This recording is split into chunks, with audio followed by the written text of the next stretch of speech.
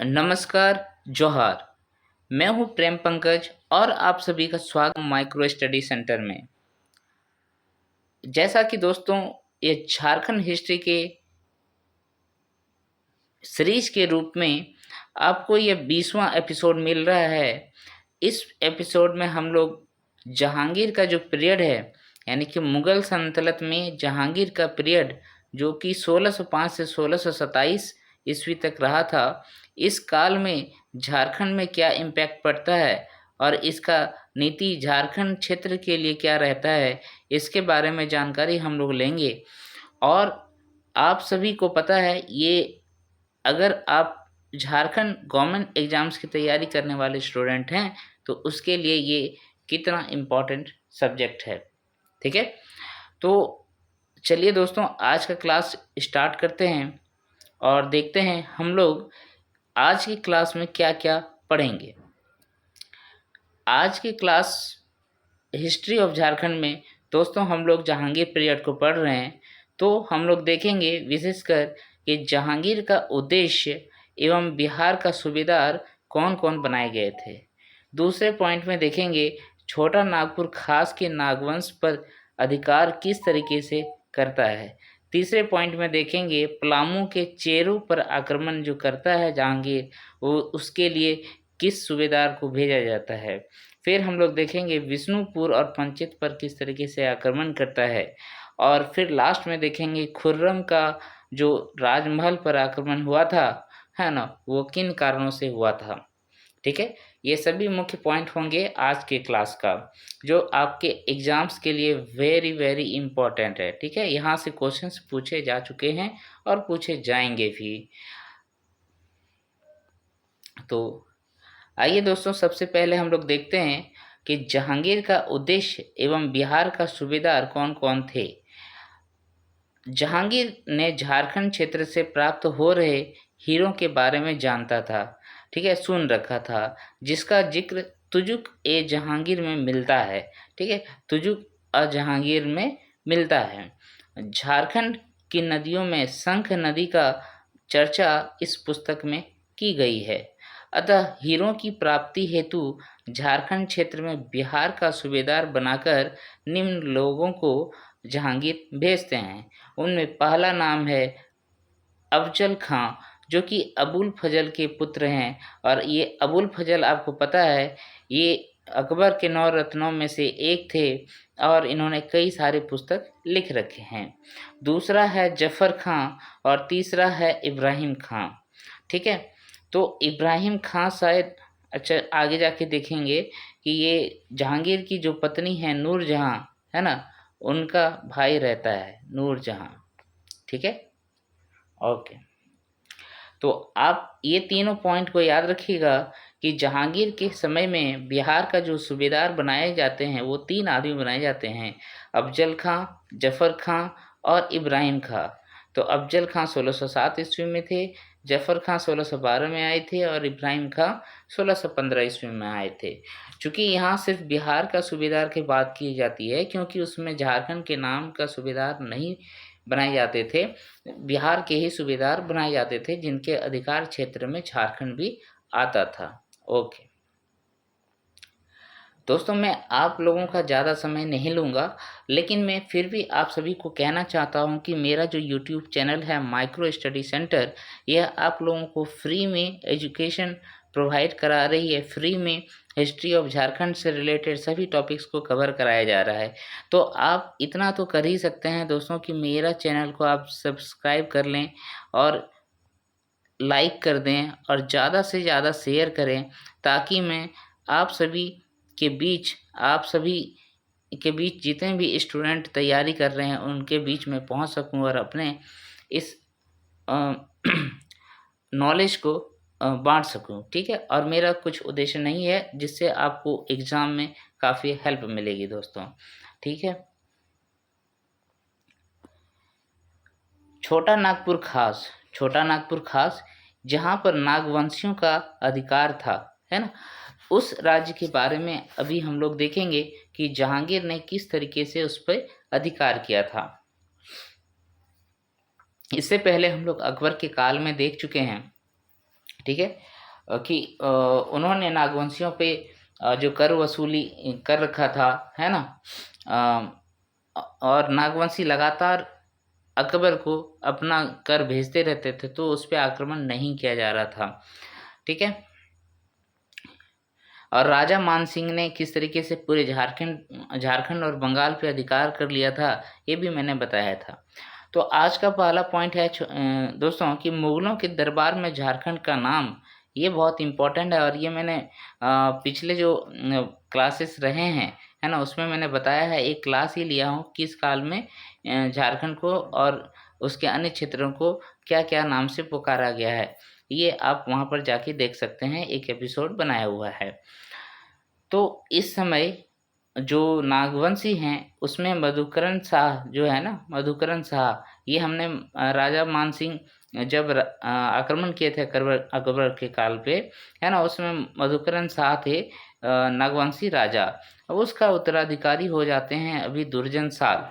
तो और यह जो राजधानी है अपना लेके जाते हैं खुखरा। ओके, तो नागवंशी राजा दुर्जन साल का जो राजधानी है अभी कहाँ है, खुखरा। तो 1605 में अकबर के मृत्यु के पश्चात नागवंशी अपने आप को स्वतंत्र घोषित कर देता है।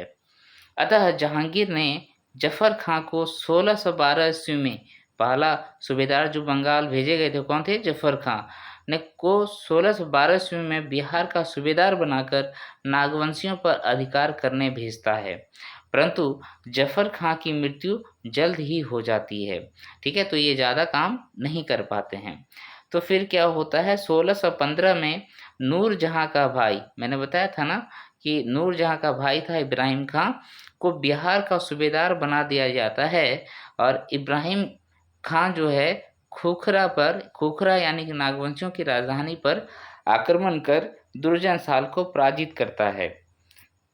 ओके, लेकिन दुर्जन साल जो है पराजित होने के बावजूद भी मुगलों का अधीनता स्वीकार नहीं करते हैं।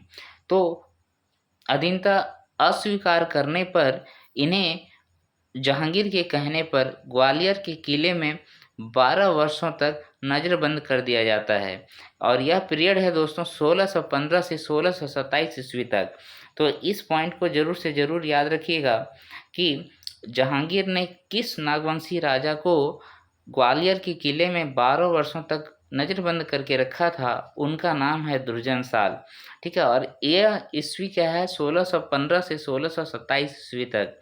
और इसके साथ और एक अच्छी बात क्या थी दोस्तों दुर्जन साल के साथ, जहाँ से क्वेश्चन पूछे जाते हैं कि इनमें से कौन सा राजा थे जिनको हीरों की काफ़ी पारखी नज़र थी, है ना, यानी कि हीरों को बहुत अच्छे से पहचान पाते थे, तो उनका नाम है दुर्जन साल। ठीक है, इस अभियान से मुगलों का शंख नदी पर अधिकार हो जाता है, जो शंख नदी हीरों के लिए फेमस है। ठीक है, उस पे अधिकार हो जाता है। तो जहांगीर अपने सैनिकों तथा सूबेदार को पुरस्कृत करता है इसके लिए, और इब्राहिम खां को एक उपाधि दी जाती है जिसका नाम है फात जंग की उपाधि। ठीक है, फात जंग की उपाधि दी जाती है। 1627 में एक हीरे की पहचान के लिए दुर्जन साल को दिल्ली दरबार में यानी मुगल दरबार में बुलाया जाता है। तो जहांगीर यहाँ पर खुश होकर दुर्जन साल को क्या करता है, पदवी देकर उसका राज्य वापस कर देता है। ठीक है, दुर्जन साल को शाह की पदवी देकर उसका राज्य वापस कर देता है, परंतु उसको 6,000 रुपया वार्षिक कर देना भी स्वीकारना पड़ता है। तो यहाँ पर ये सारे पॉइंट जो है इम्पोर्टेंट है, इसको भी आप याद रखेंगे कि दुर्जन साल को 1615 से 1627 ईस्वी तक ग्वालियर के किले में कैद करके रखा जाता है। चूँकि दुर्जन साल की नज़र जो है हीरों की परख के लिए जानी जाती है, तो 1627 में एक हीरे की पहचान के लिए जहांगीर दुर्जन साल को अपने राज दरबार में बुलाता है, जहां दुर्जन साल को शाह की पदवी दी जाती है और उसका राज्य वापस कर दिया जाता है, लेकिन उसको 6,000 रुपया वार्षिक कर देना स्वीकारना पड़ता है। ठीक है, अब यहाँ से जाके वो क्या करेगा, झारखंड जाएगा और अपनी राजधानी जो खुखरा थी, पहले खुखरा थी, उस खुखरा को चेंज करके वो राजधानी कहाँ ले जाता है दोस्तों? आप सभी को पता है ये राजधानी ले जाएगा दोईसा। कहाँ ले जाएगा दोस्तों? दोईसा। और ये दोईसा बहुत फेमस है, जो कि गुमला में है दोस्तों, है ना? तो दुर्जन साल दोईसा को राजधानी बनाकर नवरत्नगढ़ के किले का निर्माण करता है। तो यहाँ पर और एक क्वेश्चन आपको मिल गया कि नवरत्नगढ़ के किले का निर्माण जो है कौन राजा करता है? तो दुर्जन साल करता है। ठीक है, और नवरत्नगढ़ का किला कहाँ पर है? तो गुमला के दोईसा में है। ओके, ये सारे पॉइंट आपको याद रखने हैं, छोड़ना नहीं है। ठीक है, तो छोटा नागपुर खास से ये सारे पॉइंट आपको जरूर से जरूर याद कर लेने हैं। नेक्स्ट चलते हैं दोस्तों। और अगर आप देखेंगे, ये अगर मैं इसी तरीके से थोड़ा सा झारखंड का मानचित्र इस तरह बना दूं, तो ये जो पश्चिम वाला इलाका है, ये पूरा इलाका जो है चेरों के लिए जाना जाता था। पहले तो आपको पता है यहाँ रक्सेल वंश था, बाद में चेरो वंश आया। तो ये चेरो वंश का राजा जो है पलामू, लातेहार और इधर वाले क्षेत्रों में राज किया करते थे। तो हम लोग अभी देखेंगे कि पलामू पे किसने आक्रमण किया था, पलामू के चेरों पे आक्रमण किसने किया था।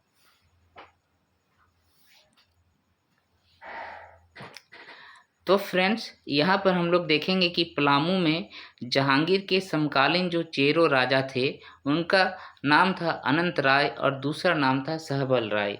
ओके, तो अनंत राय पर बिहार के सूबेदार अफजल खां पहला वाला जो सूबेदार थे, उन्होंने आक्रमण किया था।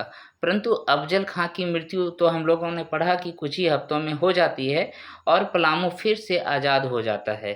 ठीक है, नेक्स्ट क्या है? नेक्स्ट यहाँ पर हम लोग देखेंगे कि जो अनंत राय है उसकी भी मृत्यु हो जाती है और फिर सहबल राय राजा बनते हैं। तब क्या होगा? तो यहाँ देखिए 1612 ईस्वी में सहबल राय जो है चेरों का राजा बनता है। यह बिहार के क्षेत्रों में अपना राज्य विस्तार करना चाहता है, कोई भी छोटे से क्षेत्र में नहीं रहना चाहता है। ठीक है, तो जैसे ही देखता है कि मुगलों का थोड़ा सा पकड़ इस एरिया में कम होता है, तो चेरो भी क्या होता है, अपना राज्य विस्तार के लिए दूसरे राजाओं पर या फिर सूबेदारों पर आक्रमण करना शुरू कर देता है। तो सहबल राय भी थोड़ा सा अपना राज्य विस्तार के लिए बिहार के क्षेत्रों में चला जाता है और यह चौपारण तक तथा जीटी रोड तक जीत लेता है। ये एक ऐसी घटना है जिसमें फिर से क्या होगा, मुगल जो है इस पे आक्रमण करेगा। और सहबल राय और एक काम क्या करते थे, सहबल राय मुगलों के काफिले को जो बंगाल की ओर जाता था लूट लिया करता था। इससे जहांगीर नाराज हो गया। क्या हो गया? जहांगीर नाराज हो गया। तो जब एक बड़ा राजा है ना, मुगल दरबार के वो भी नाराज हो जाए, तो वो फिर क्या करेगा? वो फिर एक सूबेदार को, एक सेनापति को, जफर खां को, सहबल राय को बंदी बनाकर मुगल दरबार में लाने का कोशिश करता है और इसमें वो सफल भी हो जाता है। सहबल राय जो है जफर खां के हाथों पराजित हो जाता है और उसे मुगल दरबार में पेश किया जाता है। उन्हें एक बाघ से लड़ना पड़ता है वहाँ पर। जहांगीर वैसे भी मुगल के अदर जो भी राजा होते हैं वो काफ़ी क्रूर होते हैं, ये आपको पता है। तो एक बाघ से इसको लड़ा दिया जाता है। ठीक है, अब यहाँ पर क्या होती है, सहबल राय की मृत्यु हो जाती है। जब सहबल राय की मृत्यु की खबर पलामू में फैलता है, तो वहाँ के जितने सारे चेरो जनजाति के लोग होते हैं वो क्या करते हैं, उपद्रव करना शुरू कर देते हैं। इसका भी सामना जो है मुगलों को करना पड़ता है। ठीक है, तो यहाँ से क्या पॉइंट याद रखेंगे कि सहबल राय ऐसे व्यक्ति थे जो पलामू के चेरो वंश का राजा थे और उनको दिल्ली दरबार ले जाया जाता है, जहाँ पर बाघ से उसको लड़ा दिया जाता है। और उस समय मुगल दरबार में शासक कौन है? जहांगीर है। ठीक है, ये दोनों ही केसेस जहांगीर के समय में ही हुआ है, दुर्जन साल को कैद करना और दूसरा पलामू के चेरो वंश के राजा सहबल राय को बाघ से लड़ाना। चलिए दोस्तों, नेक्स्ट हम लोग देखते हैं। अब ज़्यादा इम्पोर्टेंट पॉइंट नहीं बचा है, इसमें हम लोग देख रहे हैं कि विष्णुपुर और पंचेत जो कि एक ही जगह है, आज के समय में धनबाद के क्षेत्रों की ओर है दोस्तों, है धनबाद इधर पड़ेगा, इस धनबाद की ओर जो है विष्णुपुर और पंचेत दोनों ही पड़ता था। तो बिहार के सूबेदार जो थे जफर खां तथा बंगाल का सूबेदार थे उस टाइम इस्लाम खां। ठीक है, अलग अलग क्षेत्रों में अलग अलग सूबेदार हुआ करते थे। तो इन दोनों ने ही मिल के क्या किया था, मानभूम के क्षेत्रों पे अधिकार कर लिया था। तो इधर अगर आप वेस्ट बंगाल के एरिया में देखें तो मानभूम का जो इलाका है वो पुरुलिया हो गया, धनबाद हो गया, बोकारो हो गया, ये सभी इलाके मिलके मानभूम बोला जाता है। ठीक है, बड़ा भूम, मानभूम, ये सब जगह आज भी जो है बड़ा भूम नाम का जगह जो है वेस्ट बंगाल में तो है। अब आगे क्या है दोस्तों, पंचायत का जमींदार वीर हमीर को पराजित करके विष्णुपुर पर भी अधिकार कर लिया जाता है। ठीक है, पंचायत का जमींदार है जिसका नाम है वीर हमीर, इसको भी पराजित कर दिया जाता है और विष्णुपुर का इलाका को अपने अधिकार में मुगलों ने ले लिया था। ठीक है, ये ज़्यादा इम्पोर्टेंट पॉइंट नहीं है, इसके पहले वाले दोनों पॉइंट आप जरूर से जरूर याद रखेंगे। नेक्स्ट, खुर्रम। आपको याद है ये खुर्रम कौन है? खुर्रम जो है शाहजहाँ के पुत्र हैं। शाहजहाँ का बचपन का नाम है, सॉरी मिस्टेक हो गया। शाहजहाँ का बचपन का नाम जो है दोस्तों वो क्या है, वो है खुर्रम, यानी कि जहांगीर का पुत्र है शाहजहाँ। तो जहांगीर का पुत्र खुर्रम यानी कि शाहजहाँ दक्षिण भारत का सूबेदार रहता है। ठीक है, दक्षिण भारत का सूबेदार बनाया जाता है। जहांगीर अपना बेटा शाहजहाँ को, खुर्रम को बनाता है। अपने पिता से मतभेद होने पर खुर्रम 1622 में बिहार तथा बंगाल में आक्रमण करता है, जहां वह इब्राहिम खां को पराजित करके मार देता है। और ये इब्राहिम खां कौन है दोस्तों, पता है ना? इब्राहिम खां नूरजहां यानी कि कौन? नूरजहां यानी कि शाहजहाँ की माँ, है ना? तो शाहजहाँ की माँ का जो भाई है वो है इब्राहिम खां, यानी कि अपना ही मामा को ये मार देता है। समझ गए ना? ये राज सिंहासन की लड़ाई जब होती है तो फैमिली में कोई भी किसी को भी मार सकता है, ये आपको पता है।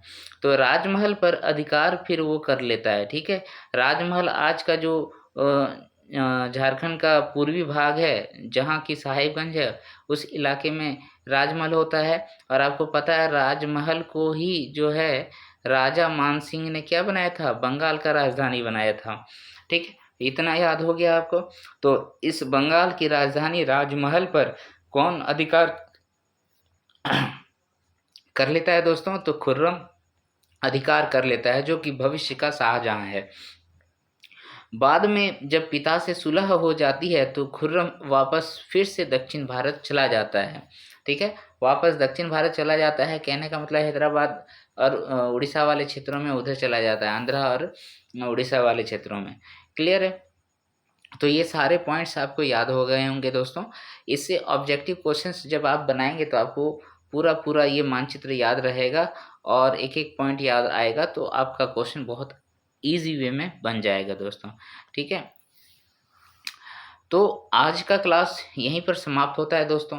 हिस्ट्री ऑफ झारखंड का क्लास का आज का 20वां सीरीज खत्म हो जाता है और आगे आने वाले एपिसोड्स में जब आपका प्राचीन भारत तो मैंने ख़त्म कर दिया था, मध्यकालीन भारत जब खत्म हो जाए, मध्यकालीन भारत से रिलेट करके झारखंड इतिहास को जो पढ़ रहे हैं वो ख़त्म हो जाएगा। तो फिर जब आधुनिक भारत के साथ हम लोग झारखंड के इतिहास को पढ़ेंगे तो और अच्छे से याद हो जाएगा। और पूरा हिस्ट्री ख़त्म हो जाने पर दोस्तों आधा झारखंड जीके तो समझिए आपका ख़त्म ही हो जाएगा। ठीक है, बाद बाकी जो भी रहता है वो सभी छोटे छोटे पॉइंट्स हैं वो याद हो जाती है तुरंत। ठीक है, तो दोस्तों आप ज़्यादा से ज़्यादा मेरा इस एपिसोड को शेयर ज़रूर करें और लाइक तो एक बार ज़रूर लगा दें। सब्सक्राइब अगर आप मेरा चैनल को करते जाते हैं तो इससे मेरा मोटिवेशन और बढ़ेगा। मेरा यूट्यूब में जो चैनल है उसका नाम है माइक्रो स्टडी सेंटर। ठीक है, और मैं हूँ आपका प्रेम पंकज। ये रहा मेरा सोशल मीडिया से रिलेटेड सारे इसको क्या कहते हैं, लिंक, जहाँ पर आप मेरे से जुड़ सकते हैं और मेरे बारे में आप जान सकते हैं। ठीक है दोस्तों, आज का क्लास मैं यहीं पर ख़त्म करता हूँ। Thank you for watching my videos.